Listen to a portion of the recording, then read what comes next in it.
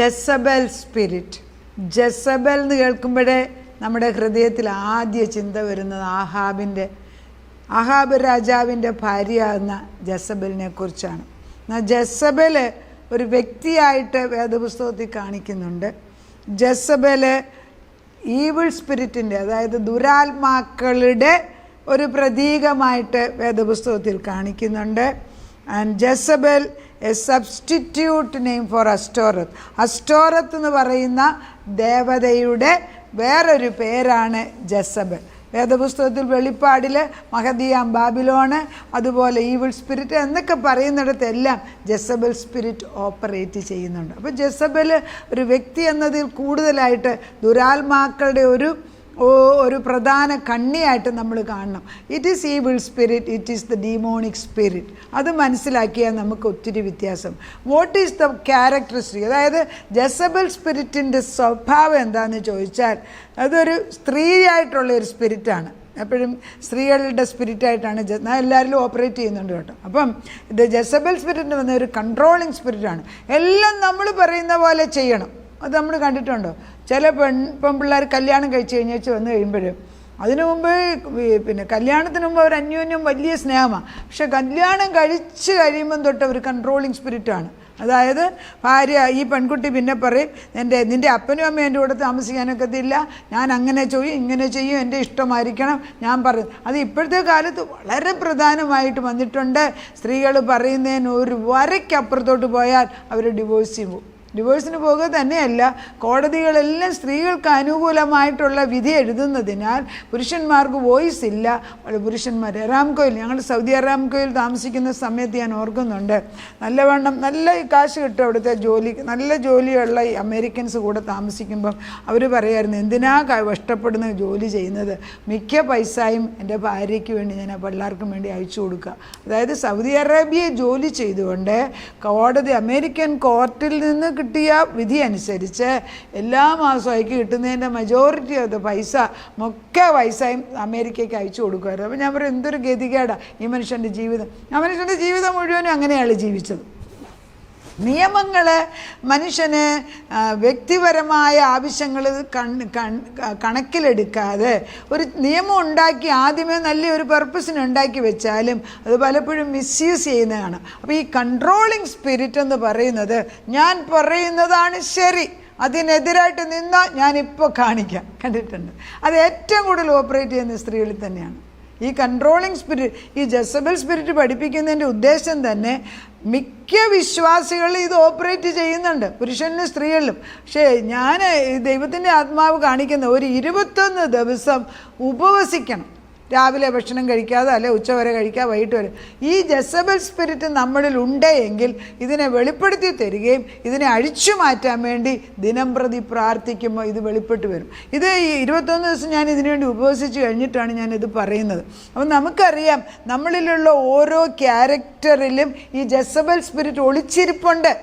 മറ്റുള്ളവർക്ക് മനസ്സിലാകുന്നോ ഇല്ലയോ എന്നല്ല, നമുക്ക് അറിയാൻ വയ്യ ഈ സ്പിരിറ്റിനകത്ത് ഓപ്പറേറ്റ്. ഇതിനെ അഴിച്ചു മാറ്റാൻ വേണ്ടി ഉപവാസവും പ്രാർത്ഥനയും ആവശ്യമുണ്ട്. എല്ലാ ഉയർന്ന തലത്തിലിരിക്കുന്ന വലിയ പ്രാസംഗികർ പോലും ഒരു സുപ്രഭാതി വീഴുന്നതിൻ്റെ കാരണം ഈ Jezebel spirit. That becomes the controlling spirit. അതായത് ഒരു ചർച്ചിലേക്ക് ഒരു ചെറിയൊരു പ്രെയർ ഗ്രൂപ്പ് ചെല്ലുമ്പം ആദ്യം ഒരു കുഴപ്പമില്ല, കുറച്ച് കഴിയുമ്പോൾ അതിൽ ഒരാൾ അതിൻ്റെ പ്രമാണി അല്ലെങ്കിൽ ഒരു ലീഡ് ചെയ്യും. പിന്നെ പുള്ളിയാണ് നിയമങ്ങൾ ഉണ്ടാക്കി വെച്ചിട്ട് അവർ പറയും, ഇന്ന സമയമായിരിക്കണം, ഇന്നതായിരിക്കണം, ഒരു 2 മണിക്കൂർ ഇരിക്കുമ്പോൾ ആരും പുറത്തോട്ട് ഇറങ്ങിപ്പോയേക്കരുത്. ഇതൊക്കെ നടന്ന സംഭവങ്ങളാണ്. അവസാനം കൊച്ചു പെൺപിള്ളേരകത്ത് വന്നിരുന്നിട്ട് ബാത്റൂമിൽ പോലും പോകാൻ വയ്യാതെ ഇരുന്നിട്ട് പ്രശ്നം, ടോയ്ലറ്റിൽ പോകാൻ വയ്യാതെ വിഷമിച്ച് കരഞ്ഞ് അനുഭവങ്ങൾ എന്നോട് പറഞ്ഞു കേട്ടിട്ടുണ്ട്. അപ്പം നമ്മൾ മനസ്സിലാക്കേണ്ടത്, ഈ ഒരു സ്പിരിറ്റ് കൺട്രോൾ ചെയ്യാൻ തുടങ്ങിയാൽ പിന്നെ ഇവർക്ക് നിയന്ത്രിക്കാൻ വയ്യ. ചില പാസ്റ്റേഴ്സിനെ കുറിച്ച് സൗദി വെച്ച് എൻ്റെ ഫ്രണ്ട്സ് വന്ന് പറയുമായിരുന്നു, പുറത്തു നിന്ന് നല്ലവണ്ണം വചനം പറയും, പക്ഷെ വീട്ടിൽ വരുമ്പം ബെൽറ്റ് എടുത്ത് ആ മനുഷ്യനയുടെ ഭാര്യയെ അടിക്കുമായിരുന്നു. എനിക്കതൊക്കെ കേൾക്കുമ്പം എനിക്കെൻ്റെ തലയ്ക്ക് ഞാൻ പറയും, എന്താണ് വചനം പറയുന്നത്? അതാണ് ഇത്. ഈ സ്പിരിറ്റ് ഓപ്പറേറ്റ് ചെയ്യുന്നുണ്ട്. ആ മനുഷ്യൻ മരിച്ചുപോയി, ആ സ്ത്രീ ഇപ്പോഴും ജീവിച്ചിരിപ്പുണ്ട്. ഞാൻ പറയുന്നത് ഈ സ്പിരിറ്റ് എല്ലായിടത്തും ഓപ്പറേറ്റ് ചെയ്യുന്നുണ്ട്. It is A controlling spirit, അല്ലെങ്കിൽ ഒരു ഫ്ലാറ്ററിങ് സ്പിരിറ്റ്. അതായത് അങ്ങ് പൊക്കി അങ്ങ് പറയും, പ്രശംസയാണ്. ഒരു മനുഷ്യനെ കൊല്ലണമെങ്കിൽ ഏറ്റവും എളുപ്പം കൊല്ലാവുന്നത് അവനെ പ്രശംസിച്ച് മേലോട്ടങ്ങ് കയറ്റി നിർത്തി വെച്ച് പുടോന്നൊന്ന് വിട്ടാൽ അടിവശം ഒന്ന് വെട്ടിയാൽ മതി. ഇല്ലേ? ജെസബൽ അതാണ് ചെയ്തത്.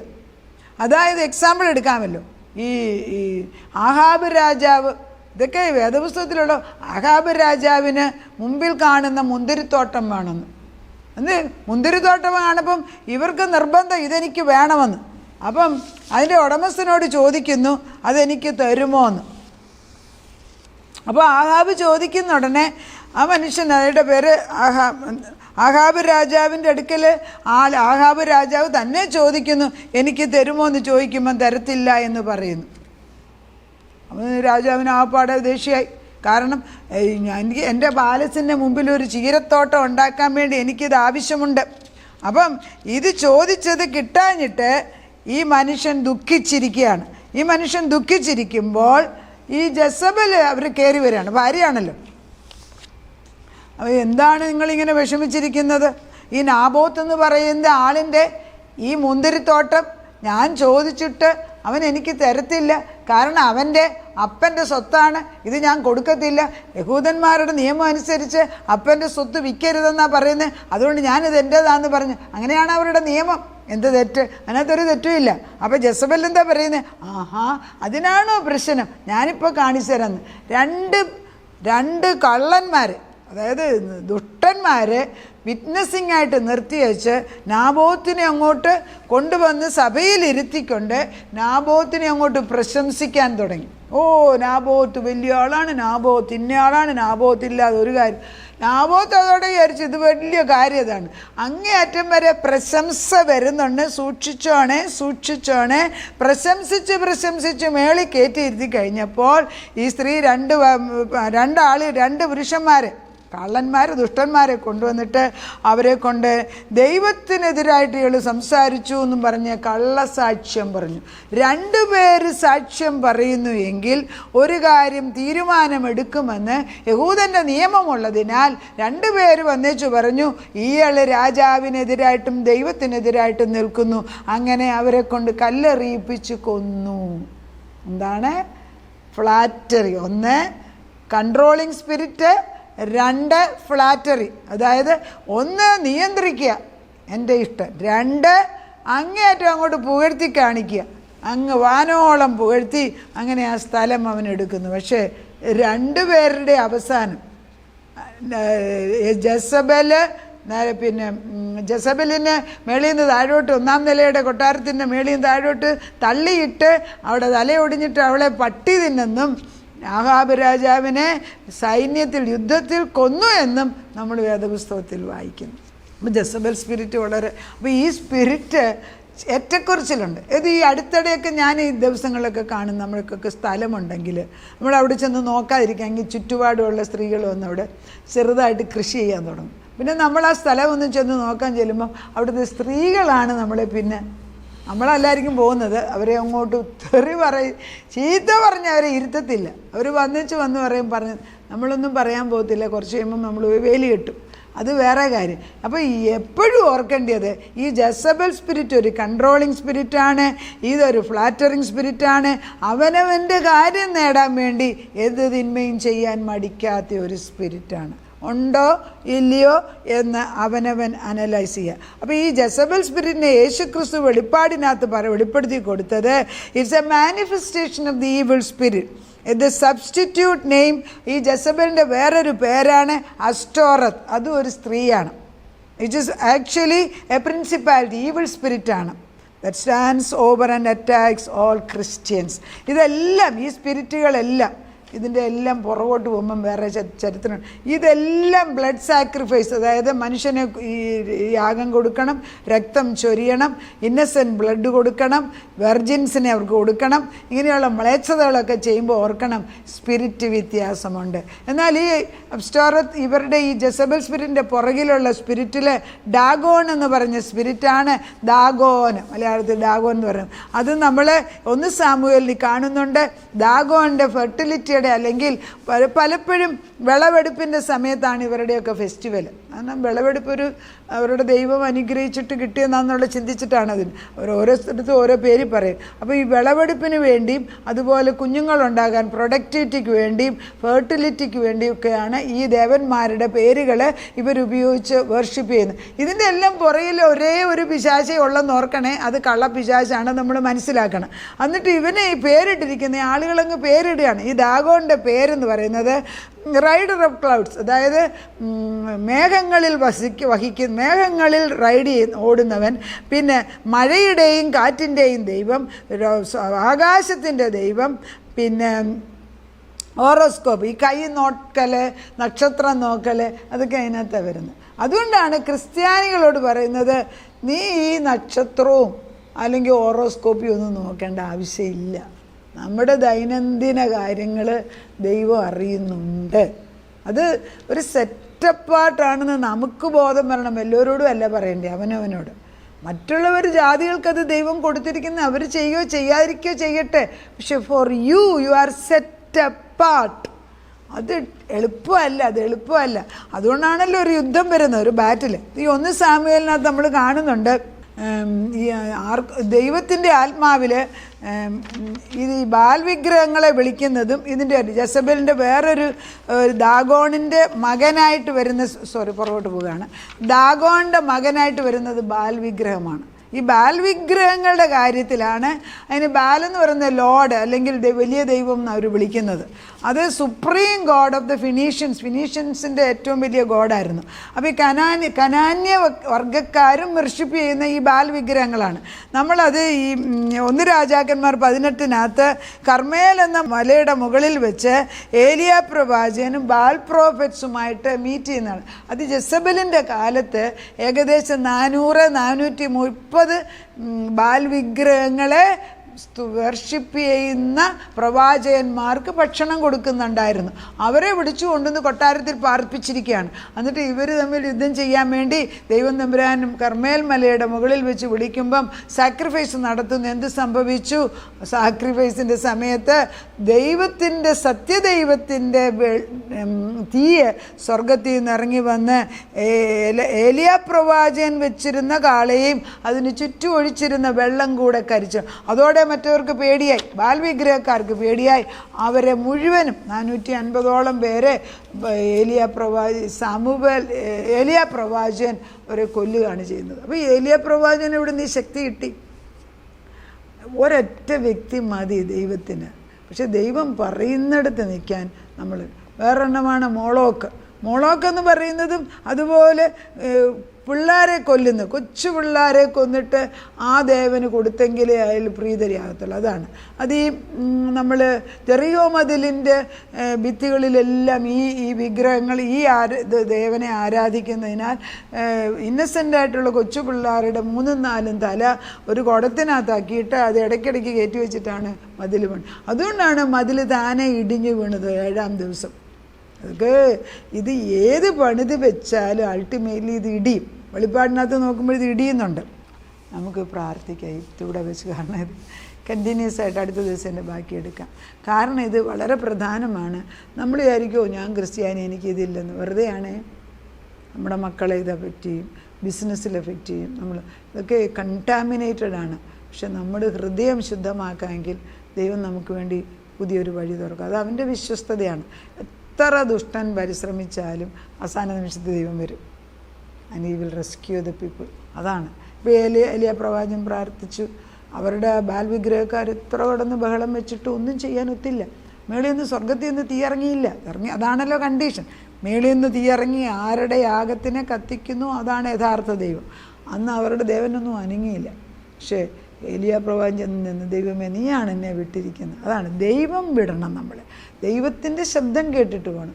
എവിടെ പ്രാർത്ഥിച്ചു തീ ഇറങ്ങി ആ നിമിഷത്തിൽ യാഗം, ആ കാളയും അതിൻ്റെ കൂടെ ചുറ്റുവഴിച്ചു വെച്ചിരുന്ന വെള്ളം പോലും കത്തിപ്പോയി. അതോടുകൂടി യഥാർത്ഥ ദൈവം ആരെന്ന് ഇസ്രായേൽ വീണ്ടും തിരിച്ചറിയാൻ ദൈവം ഇടയാക്കി.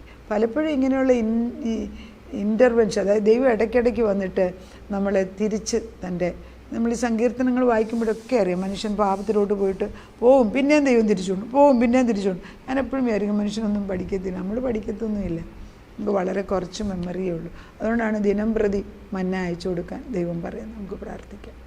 നാഥ, ഏത് വിഗ്രഹങ്ങളെ വിളിച്ചാലും നാശമാണ് അവസാനം. അത് തൽക്കാലത്തേക്ക് അല്പകാര്യം നേടത്തേ ഉള്ളൂ. എന്നാൽ നീ എന്നെ വിളിച്ച് വരുത്തിയാൽ പരിശുദ്ധാത്മാവ് പരിശുദ്ധമാണ്, അത് സത്യത്തിലെ കാര്യം ചെയ്തു, അത് മാത്രമേ നിലനിൽക്കത്തുള്ളൂ. അത് പറഞ്ഞ് പഠിക്കണമെങ്കിൽ ഒന്നാമത് മെച്യൂരിറ്റി വേണം, പ്രായമാണ്. ചെറുപ്രായത്തിൽ അത് പറഞ്ഞു, പിന്നെ പ്രായമുള്ളവർ ഇത് വെച്ച് പ്രാർത്ഥിച്ച് അടുത്ത തലമുറയിലേക്ക്. അതുകൊണ്ടാണ് അബ്രഹാമിൻ്റെ, ഇസഹാക്കിൻ്റെ, യാക്കോബിൻ്റെയും ദൈവം എന്ന് പറയുന്ന പോലെ പിതാക്കന്മാരുടെ ദൈവം അവരുടെ പ്രാർത്ഥന പുറകിൽ നിൽക്കുന്നതിനാൽ ആ വെള്ളത്തിനകത്ത് അതിനകത്ത് ജീവിക്കാൻ പഠിച്ചാൽ അടുത്ത തലമുറ ഒത്തിരിയും പ്രയാസങ്ങൾ ഒഴിഞ്ഞ് സുഖമായിട്ട് ദൈവാത്മാവിൽ ജീവിക്കാൻ സാധിക്കും. അത് പലർക്കും മനസ്സിലാകുന്നില്ല.